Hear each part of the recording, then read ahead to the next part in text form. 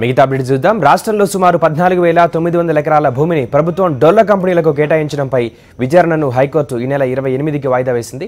డొల్ల కంపెనీలకు ప్రభుత్వం 1000 ఎకరాలు కట్టబెడుతోందని హైకోర్టులో ప్రజా ప్రయోజన వ్యాజ్యం దాఖలైంది. దీనిపై విచారణ జరిపిన కోర్టు ప్రభుత్వం పరిశ్రమలకు కేటాయించిన భూముల సమగ్ర వివరాలను తదుపరి వాయిదాలోపు అందించాలని పిల్ దాఖలు చేసిన పిటిషనర్కు హైకోర్టు సూచించింది. దీనికి సంబంధించి మరిన్ని వివరాలు మా ప్రతినిధి రాజరమేష్ అందిస్తారు.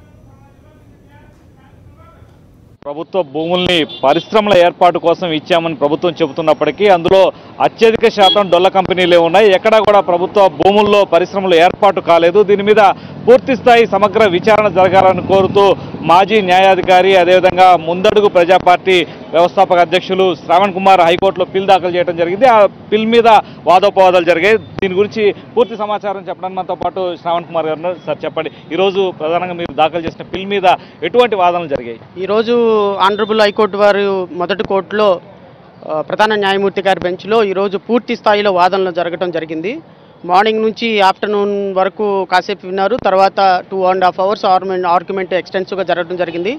ఆంధ్రప్రదేశ్ రాష్ట్ర ప్రభుత్వం తరఫున అడ్వకేట్ జనరల్ గారు కూడా ఆర్గ్యుమెంట్ వారు కూడా చెప్పడం జరిగింది. అయితే హైకోర్టు వారు వ్యక్తపరిచినటువంటి prima facie we have convinced there are many companies which obtained land without existence of the company. కాకపోతే 2000 పేజీల డాక్యుమెంట్లు ఉండటంతో ఏ కంపెనీ ఎంత ల్యాండ్ తీసుకుంది, ఏ కంపెనీకి ఎవరు అప్రూవల్ ఇవ్వలేదు, ఏ విధంగా ప్రభుత్వాన్ని మోసం చేసిందని ఒక చార్ట్ రూపంలో ఇవ్వమని చెప్పి అడిగారు. దానికోసం రేపు రాబోయే మండే కేసులో మళ్ళీ కేసు వాయిదా వేయడం జరిగింది. ఈ చార్ట్ని మేము రేపు కానీ ఎల్లుండి కానీ ప్రొడ్యూస్ చేయడం జరుగుతుంది. దీన్ని నేను ప్రూవ్ చేయబోతున్నాను.